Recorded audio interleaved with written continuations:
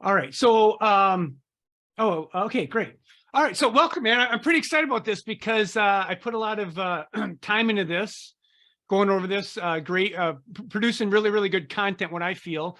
So I'm just going to kind of walk you through the process. If you have questions, you can raise your hand or type in a question, which would be good.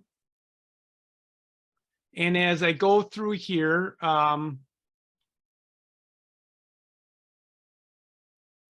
okay, I'm still good. People can hear me. Just give me a thumbs up if you can still hear me. Test, test, test. Can you hear me? Or just give me a thumbs up like that because I can see some people.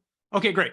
All right. So, so this is a 4-week challenge. So what I've done here is, did everyone get this page right in here where it says the first week content? All right. So if you have this, really, this is going to be basically how this is going to work is I'm going to deliver content, and then there's going to be very specific videos that you're going to want to watch and like homework. And then next time that we meet, if you have questions, you guys can email me questions. And if you have questions while we're going through the workshop here, the first week, type them in, which would be good. Or if you wanted to like raise your hand here and ask a question, unmute, you can do that too. So I'm just going to be paying attention to my content and all these different graphs I have on the computer here. So just to give some kind of input, when we talk about inflammation, what are people's biggest concerns? So I have an idea of what people are looking for. So maybe I can cater some questions to this. When it comes to your inflammation, what's your biggest concern about your inflammation? Like, what's your biggest concern about your inflammation, and where is your most inflammatory process?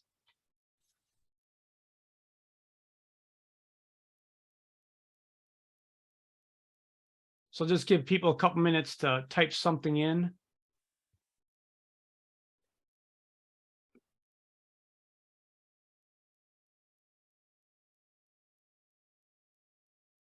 Okay, pain. All right.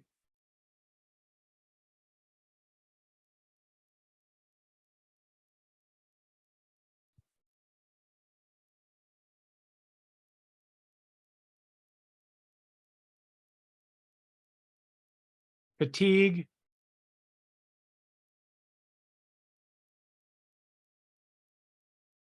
All right. Okay, good. All right. Thanks for those couple of responses. So just to give you an idea of my background, some people know me, some people don't. I've been poisoned by Cipro. Okay. So my training is a chiropractor. I've been a chiropractor for 24 years. I've been doing functional medicine now for 10. 10 years ago is when the first time I ran any lab. So since then, in the past 10 years, my knowledge of functional medicine and how the human body works when it comes to, quote, like biohacking has gone up tremendously. So the principles I'm going to lay out today work 100% of the time. They've been tested over and over and over and over repeatedly.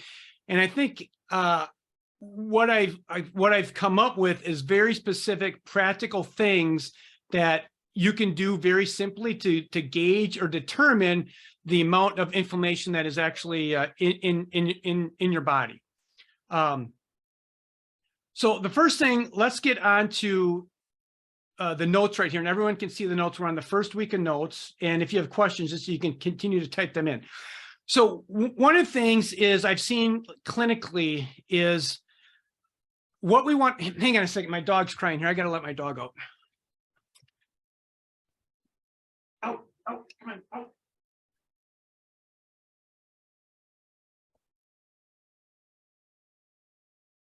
Okay, so one of the things that I see clinically when we talk about inflammation, and this can actually be a huge eye-opener, is what I'm going to talk about is basically your glucose control.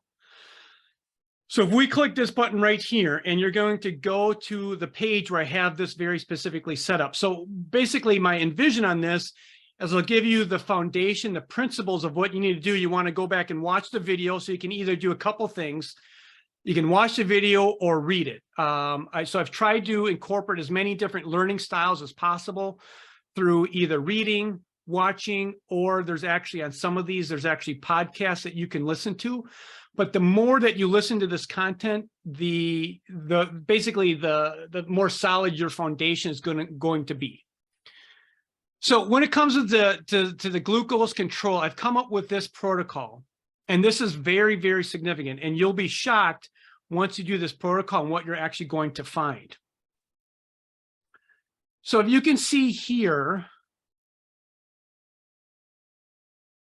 so one of the things is when we talk about glucose level, you can see this normal right in here where it says 85 to 99.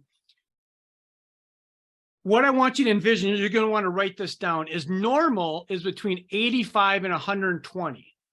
This is with or without food. This is how you want to gauge your how well your glucose control is. So a normal glucose with food or without food is 85 to 120. Now let me go down to the basic protocol. So if we move down here, so this is going to be the basic protocol right in here. So what you're going to want to do is, before I do that, this is what you're going to want to buy. So you scroll all the way down, this kit right here. So if you go to Amazon, just order this kit. It's very simple. It's $24. What you're going to want to probably do is when you buy this kit, you're also going to want to get more of the actual strips there where you're actually checking your glucose. So this is, you buy the strip and then you're set up for, $24. It's really, really affordable. So the basic protocol is this, is when you wake up in the morning, you're going to prick your finger. So you're going to prick it. And then before you eat, you're going to prick your finger. 30 minutes after you eat, you're going to prick your finger. 1 hour after, 2 hours after, and before you go to bed. And if you're waking up at night, you prick it then. So you might be pricking your finger like 15 times, which sounds like a lot. And it is actually a lot. But once you get this data for, let's say, 5 days, you only have to do it for 5 days. Then you're actually going to know if you have a sugar spike or not. And what the research shows, if you have sugar spikes, high or low, this is going to be chronic inflammation. So this is really, really critical. So when clients come to me, I see a lot of people that they'll be eating some food and it will spike up to 150, 140, 160. And then all of a sudden, 2 hours later, they're down to like 70. So you have this huge spike between basically 70 and 60 or 70 and 160 or 170. So you have basically a 100-point difference within a 2-hour period. Now, when it comes to these fundamental principles, this is the low-hanging fruit. I've had people that have been damaged by antibiotics and have done the shiny coin. They've done the stem cell. They've done the IV bags. They've done all this stuff.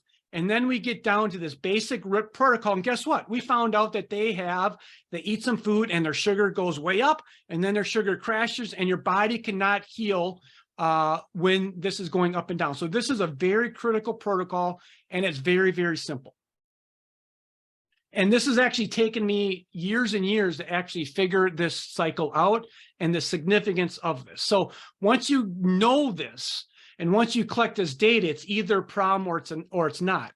And then what you can do is then, and these are going to be in week 2, is I'll be going over like autoimmune paleo, gluten-free and all those things. So then it's a matter of what can we do to start reducing these spikes? And there's a lot of things that you can do to reduce the spikes. But today, what I just want to go over is give you the protocols, study the material, buy the glucose meter, and then try it on for yourself. And you're actually going to be shocked at what you're going to find. So in here, what we want to see, I'm just going to blow this up. So again, this should be 85 to 120 with or without food, and you should be within this green area. Now, what's going to happen and what you're going to find out is that you can be in a state of hypoglycemia. So again, you're going to see the green is always going to be 85 to 120. So you may get up in the morning, you may check your glucose, and let's say it is let's say it's 95. In the morning glucose, I like to see the glucose under 100 in the morning. So in the morning, I like to see it less than 100. So let's say you get up in the morning and let's say it's 100, and then you eat breakfast and then you check it, 30 minutes later and it's dipping. Now it's down to like 85. And then you check it another hour and it's down to 75. And then maybe all of a sudden you're going to see it zoom up like this, and another hour where it's going to be high. You're going to have high sugar levels. So boom, right there, if this is occurring for you. No matter what you do, you're not going to get better. And these are where the basic principles are very critical. The things I'm going to lay out right here, if this is out, nothing that you're going to do is going to help you. And clinically, this is what I'm finding is lots of people have sugar dysregulation problems, and no one's actually had a protocol, a simple protocol to figure out what to do when it comes to the sugar levels. So if it's a problem, then you can start investigating what you can do to handle it. And there's a lot of things that can be done to handle it. So this one up here, this was a hypoglycemic pattern, so too low. And then down in here, this would be an insulin resistance, pre-diabetic, diabetic. Down in here, then you can see I have all these little spikes. So again, we're talking with or without food, 85 to 120. So if you're eating a meal, and let's say whatever you eat, let's say you have spaghetti, which would be a horrible meal, and you spike up to, let's say 150, and then 2 hours later, you're dropping down to a hypoglycemic pattern. This would be more of a hyperglycemic pattern when it's in the upper range right here. So now if you know this, then you have a huge missing link, and then there's actually a path to actually get better. Okay, so any questions with this? Just respond in the box if you have a question. If not, I'm going to go to the second piece of information.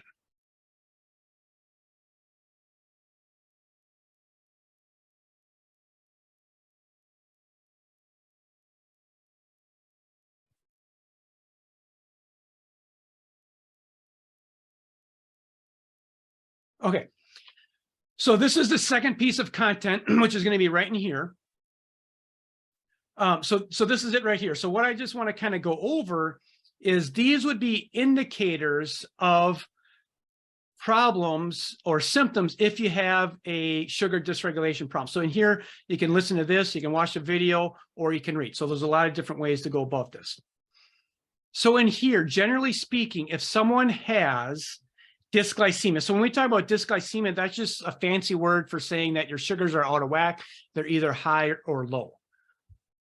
So when we look at this, fatigue, insomnia, mood swings, anxiety, depression, hair thinning, in the comments section, just put in here, yes, if you have one of these, just put yes if you have any of these things right in here in the comments section. If you have fatigue, insomnia, mood swings, anxiety, depression, hair thinning, hormonal imbalances. So we got a few yeses. Okay. Has anyone here, just to get a feel of the audience, has anyone done this protocol in here where it comes to pricking your finger and checking your blood sugar levels? Has anyone done this? Has anyone been aware of this? Has anyone done this? Okay, Maria, thanks for answering. John, Barbara, Kim. Okay. So this is where all the like we can start to gel someone together and guide them to recovering.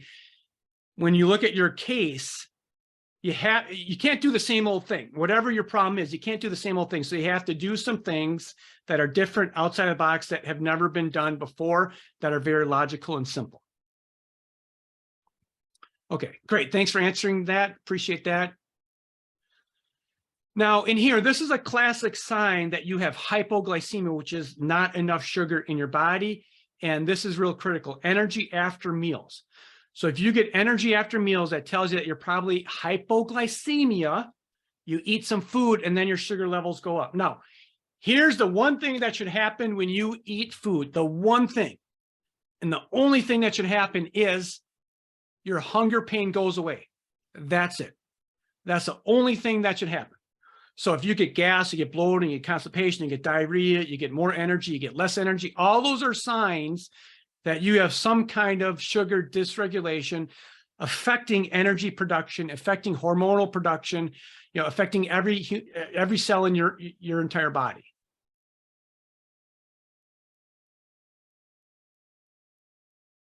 Okay, now this would be insulin resistance, so pre-diabetic, craving sugars all day long, fatigue after meals. This is very specific. After meals, this is basically it's telling you that you probably have an insulin resistant pattern.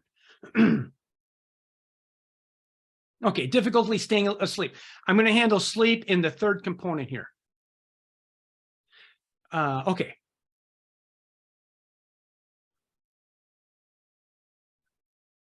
So one of the things is when we talk about energy production, we're going to be talking about this thing down in here, which is ATP.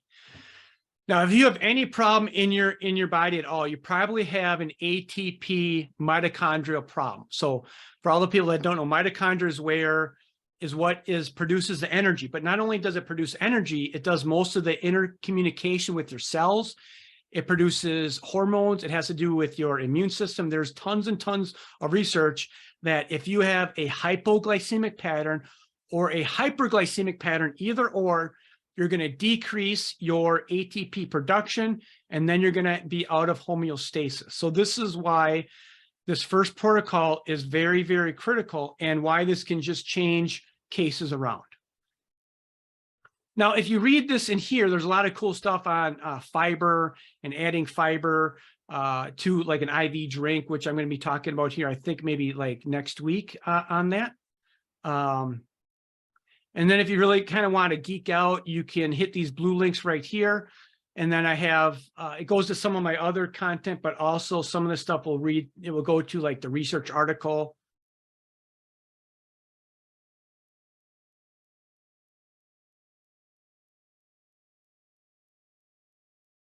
So you can hit those other links there for more information. Okay. Any questions on that before I move to the next portion?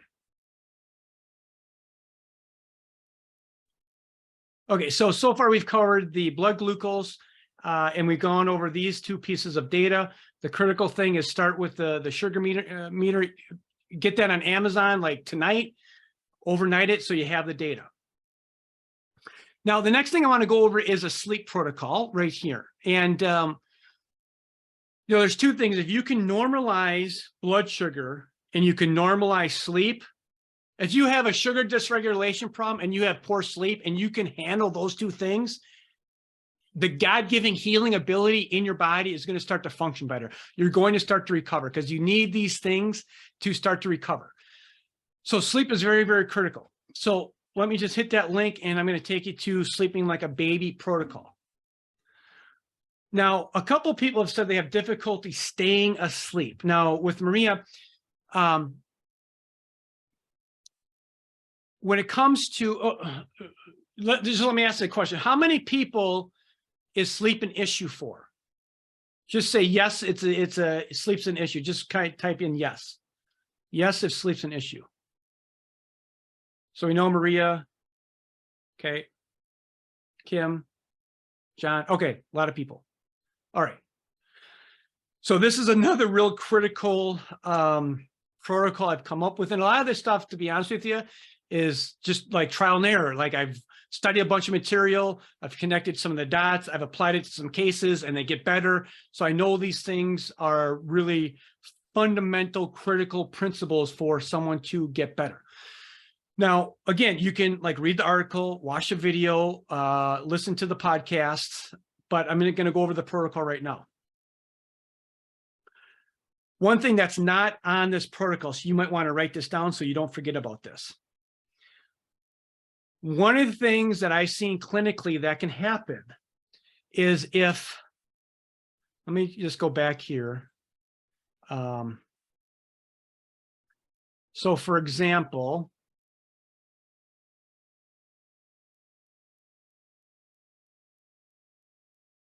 I'm going to pull this up here so you can visualize what I'm talking about when it comes to sleep. Okay. This is critical. You want to take some notes on this because it's not in this material. It's somewhere on my website, but this is like a critical gem. If you have sugar, let me just see. I want to see where if you can see this. If you have sugar dysregulation, meaning your sugar during the day is up and down, that means that you don't have good glucose storage. So the storage happens in your liver. So if you have poor sugar storage, which is in your liver is when you go to sleep, your liver is what gives you energy, right? So if you have poor storage in your liver, meaning that throughout the day, because you have all these metabolic problems, you're not storing enough sugar in your liver. And when you go to sleep, if you wake up, before we go over that, let me just give a quick question. In the comment section here, what time are you waking up generally? So the people that are waking up, what time are you waking up at? 2 a.m., 3 a.m., 4 a.m., 5, 2:30. Okay. Okay, good. So what can happen, 3 and 5. Okay, so what can happen is get down here. So throughout the day, so when you're sleeping, and if your liver doesn't have enough sugar to take reserves from, what happens is your body needs sugar. So if you don't have enough sugar stored up, your adrenal glands start producing norepinephrine and epinephrine. So let me say that again. If you don't have enough storage sugar in your liver, your adrenal glands see that and they're like, we need food. It's going to increase norepinephrine and epinephrine. And if you know, those hormones are what? Those hormones are stress. You're scared. You see a tiger, you're going to run away. Those are your stress hormones. So what happens? You're going to wake up. So you're waking up, and this is, this is a possibility. You have to try this on to see if it works for you, right? But a lot of times this is a problem. So what happens is when you're down in here, let's say at 2:30, 3:30, you start to produce norepinephrine, epinephrine, and you wake up and you can't get back to sleep because it's a stress hormone. So here's the critical part. Before you go to bed, you want to eat something. It cannot be carbohydrates. It needs to be fat and protein. It could be a piece of steak. It could be an avocado. It could be nuts. It could be almonds. So you want to eat something that has fat and protein, because until you get metabolically sound and can rely on your sugars from your liver, you're going to dip down into this hypoglycemic pattern. Then you're going to wake up and then you can't get to sleep because you have all these stress hormones floating around in your body. So this is critical, right? So eat something with a protein or a fat, no carbohydrates, can't be carbohydrates. Okay. Does anyone have any questions with that? What I just said about the epinephrine, norepinephrine, and the stress hormones? All right, good. So let's get onto this protocol here. How many people take magnesium? Just put yes if you take magnesium. And if you take magnesium, what kind? You know what kind? Magnesium has to be married. Magnesium can't just be floating around with magnesium. It needs a partner. Does anyone know what partner that they're, like magnesium glycinate, magnesium malate, magnesium citrate, magnesium threonate? Anyone? Okay. All right, so this is a critical point. So has anyone heard of magnesium L-threonate? Yes, if you've heard of that. Magnesium citrate? Yes, okay. So John, any problems with diarrhea, loose stools with citrate? Yes or no?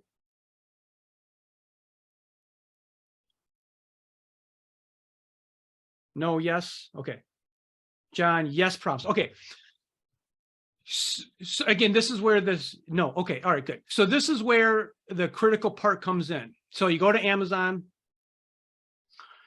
This is very, very critical. So this is magnesium L-threonate. You can see that right there. So what's so significant about magnesium L-threonate? This is a magnesium that can cross the blood-brain barrier. This is the critical part. So if you have constipation, like if you're not going to the bathroom, load up on magnesium citrate. That causes bowels to loosen up and you to go to the bathroom. If you can't sleep, if you have anxiety, magnesium L-threonate is the critical thing. And the thing is, you want to take this at night.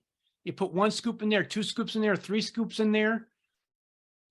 Bowel dynamite, exactly, right? Bowel dynamite. So you start with 1 scoop before you go to bed, not in a lot of water, like 1 ounce of water. You put it in a little cup and then you sip it. And then what you want to do if you're waking up at night, take an avocado, put an avocado on there, put some olive oil on it with some sea salt on there. You eat your avocado, you take this magnesium L-threonate, and boom. You've just normalized your blood sugar levels and you sleep well, and the God-given healing ability, you've just put it in your favor. So this is critical. Now, I like things to be in powder. This is a powder in here. You can also get it in capsules, but this is a powder. Okay. So then here, what you want to do on top of that is, how many people take magnesium Epsom salt baths? Yes, if you take a magnesium salt bath. No. How many people that have sleeping problems are taking a magnesium salt bath?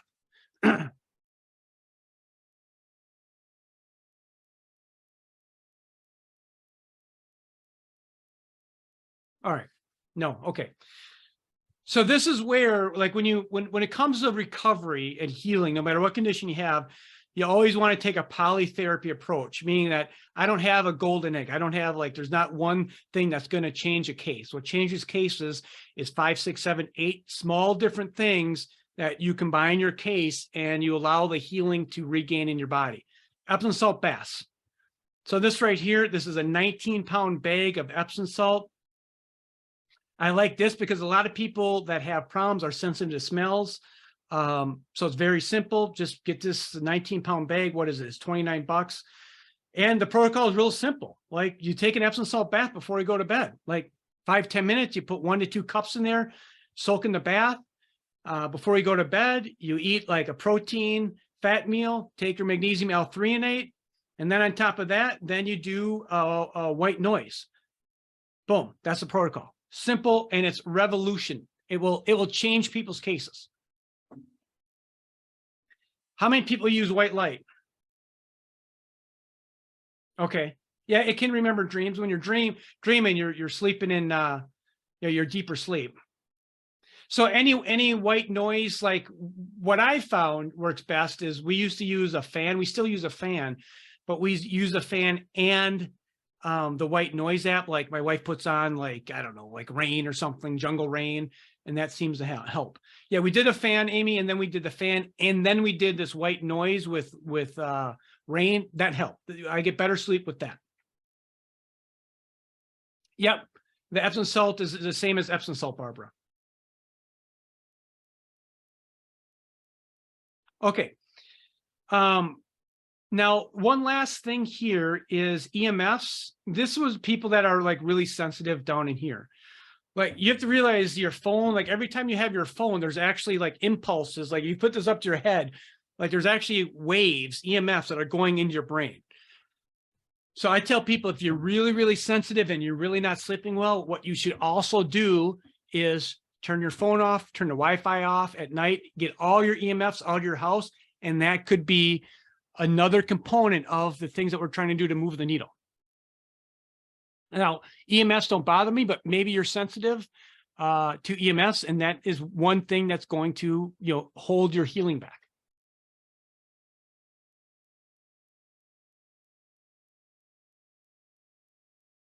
And here, if you wanted to download the whole guide, it's right there too. Okay, great. Let's go into the next thing then, is going to be blood pressure.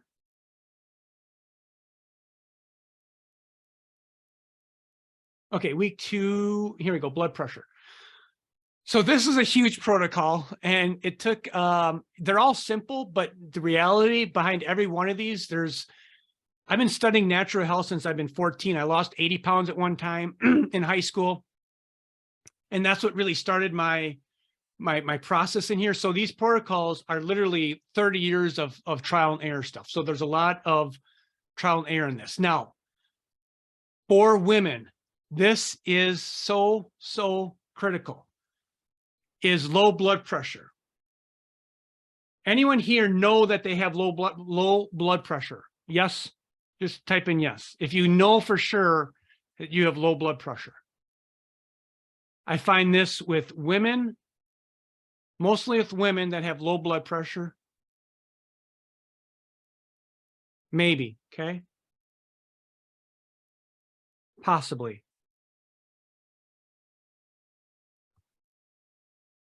Sometimes. All right, so sometimes is a problem. Like it should be consistent. So let me talk to you about low blood pressure, because in the conventional system, if you have low blood pressure of 110, what are they telling you? They're giving you high fives, like, yeah, you're awesome. You're not going to have a heart attack. That's not the way this works. We want blood pressure between 120 and 80, 120 and 80. That's like standard blood pressure. And the reason why we want that is we want perfusion. Like, this is what blood pressure does, is it pushes nutrients into the cells. So if you have low blood pressure, you're not going to get nutrients in the cell. Now you have to remember, all the nutrients are floating around in your bloodstream, right? And in order for that nutrient to get from your bloodstream into your cell, there needs to be enough pressure to push it. It's just like a water balloon, right? Like if you have a water balloon and you put a small little poke in it, it's going to start to spray out some water. This is what this is what the pressure does, right? And as that water balloon decreases with water, that little leak gets less and less and less. So we want blood pressure of 120 over 80. And this is critical to have. And in here, so these are some signs of low blood pressure.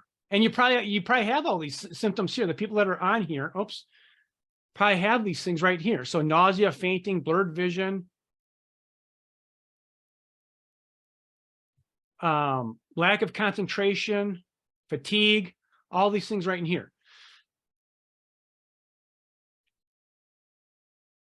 So you can see here, this is a nice diagram on how you have the nutrients, and then blood pressure pushes nutrients out. Now here's the protocol. This is actually one of my clients right here.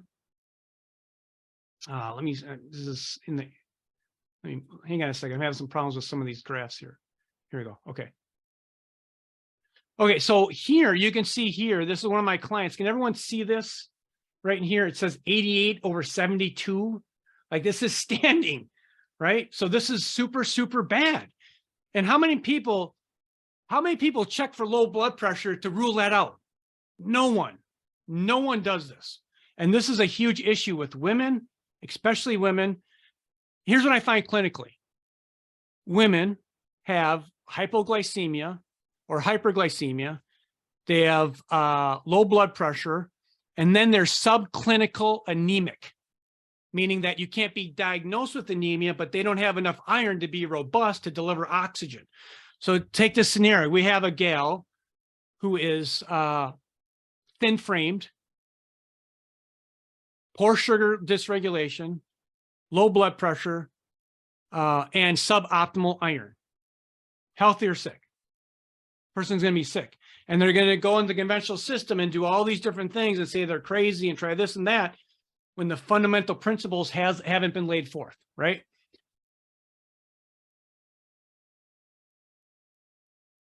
Okay.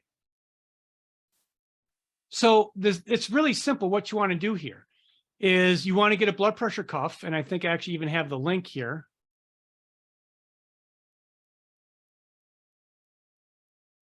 Okay, go to somewhere on my website. There's another link for low blood pressure. If you, just so people know, like if you go to my website here and you search here in the search engine, like blood pressure, then you'll see all the content that comes up with blood pressure. So is your blood pressure too low? Here's another piece of content that I have. Let me just scan through a couple of these here.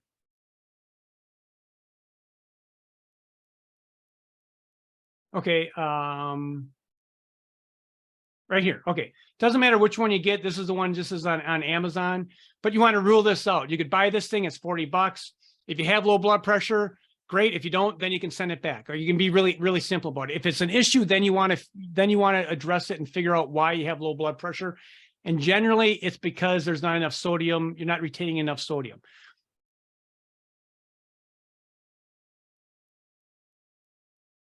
Okay, here's the blood pressure cuff right there. Okay.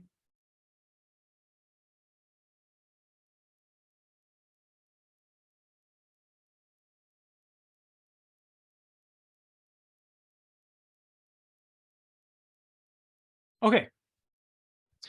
Now, a couple last things. If anyone has any questions, you just type your questions in here. I'm going to be ending in about 10 minutes. Now, if you want to get some supplements here, you can see this full script right here. Is basically how this works.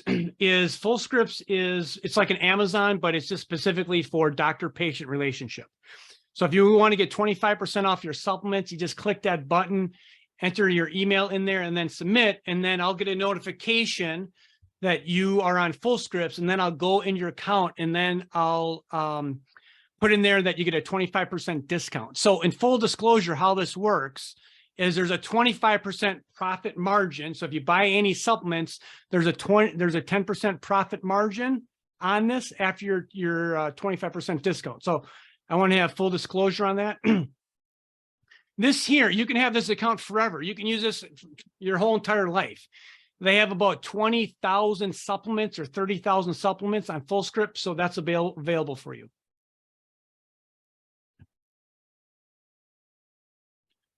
Now, one other thing here, I'm going to cover a couple of things here. This metabolic assessment form, if you want to fill this out, Barbara, you're welcome. Click this button here, and you can fill this out. I'm just going to kind of walk you through some of this. Some people have filled this out. And what this is going to do is this will give you an idea of what systems aren't functioning. So you can see here, how well is your colon? So the red part tells you what organ systems are malfunctioning. So how's your colon? And then this section is, how's your small intestine? Are you sensitive to chemicals? Do you have low stomach acid? So these are questions in here that can guide you to really more of, you can give you more of a focus of what systems aren't functioning properly. Now, if you fill this out, I'm going to get a copy of this and you'll get a copy of it as well. But I like this because I've designed this where the topics are here and it gives you an idea of like what's happening with your body. Okay, then one last thing here. This is totally optional, but I want to give this out to people as a resource. If you want to do some lab work through me, you certainly can. And let me explain this. So if you click this button here, this is the lab work that I would run. So how I work, how I practice is whatever the labs cost me is what I charge you. So this right here, getting back to this, the lab is $213. Then I would charge a $250 for interpreting the video. I would send a recording so you understand what's happening. But here, if you click this button, these are all the labs that we would be checking. This is about 9 vials of blood. So we're going to be checking complete thyroid. We're going to be checking to see if you have autoimmune disease against your thyroid. We're checking insulin, ferritin, which is an inflammatory marker. Vitamin D status. We'd be checking some inflammatory markers, homocysteine markers. These are all basic markers that will be checked to see how your physiology is. So the way I use lab markers is not to diagnose diseases, but it's a fishing net. If you throw a fishing net out and you kind of reel it in, you see what you caught. This is what the labs can do for you. It can guide you into more specific directions. So let me give you an example. Like if someone comes here, you see this insulin level. If someone comes to me and their insulin is, let's say 30 and the lab range is 0 to 20, I like it to be around 5. Like they have a sugar problem, like it's more significant. Or if someone comes back and they have an autoimmune disease against their thyroid, then that's significant. Like, so it kind of guides you in a certain direction where to go and how significant your case is. The blood work is done through LabCorp. Let me just, here, I'll show you this. So if you go to LabCorp right up in here, and then you can just hit your zip code wherever you are in the country. This is the biggest lab in the country. There's labs all over. You just type in your zip code and then click here, routine blood work. So I'm just going to do it for my zip code right here.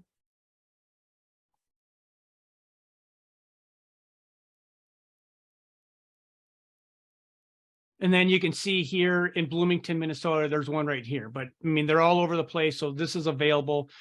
If you have any interest in doing that, just email me and then we'll just move forward from there. A question, can I use my husband's blood? Yeah, sure. You can use your husband's blood glucose meter. Yep, for sure. You can use someone else's blood pressure cuff. We just need the data, right? We just need the data. So the homework between now and next call would be this. If you do one action, it's to get this blood glucose meter.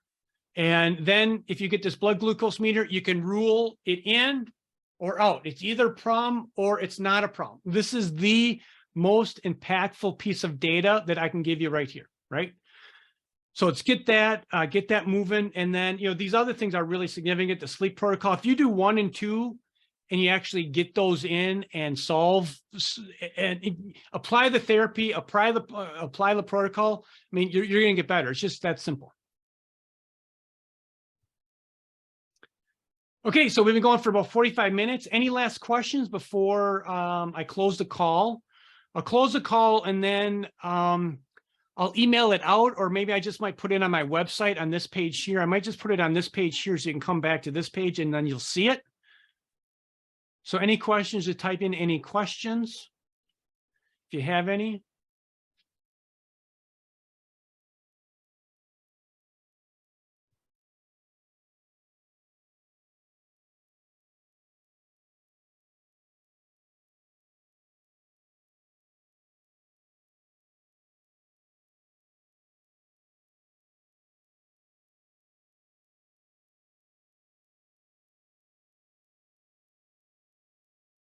Okay.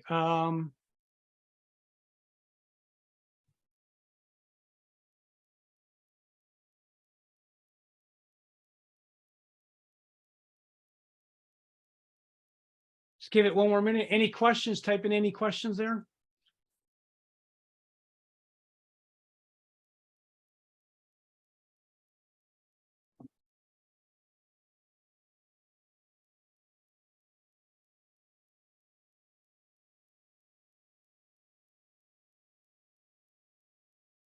Okay, no questions. Is 100 strips? Yeah, 100 strips enough. Yeah, for sure. Yep, 100 strips is for surely enough. Are you going to send us the video? This video? Here's my strips. Yep. Well, so what's going to happen? I can't remember how many times you take the sugar levels. Okay. So this is what the strip looks like right here. Right? Let me see if I can actually. I'm going to do mine right here. If I can find my meter. I haven't used it for a while. Hang on a second.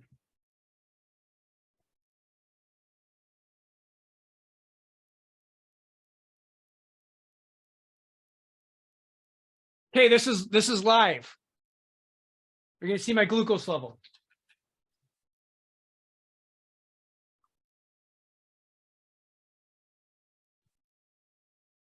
Grab the meter, put it in there. Okay, now I'm going to prick my finger.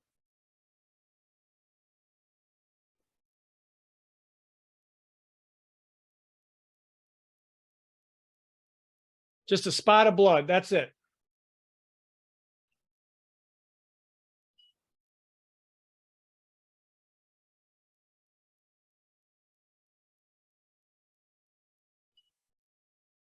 $100. Okay, so I just ate. I'm fine with 100. It's that simple. Now, when you get your glucose meter, there's going to be, if you get the kit that I bought, there's going to be like a little plunger in there that you can change how deep you want the needle to go in your skin. You just need a surface prick just to get one little drop of blood, and then it's that simple. Okay, Maria. Yeah, I have eaten it. Yeah, I have. Yeah. That was kind of cool. So let me just go back to this protocol here. So remember, if you go back to this is going to be all the videos that you can rewatch for more content, right? So the protocol is when you get up, you take it. Before you eat, you take it. 30 minutes after, 1 hour after, 2 hours after, and before you go to bed. Now, it seems like a lot. It is, but you don't have to do this forever. It's either a problem or it's not. If it is a problem, then we know something that we didn't know before, then you can work on it.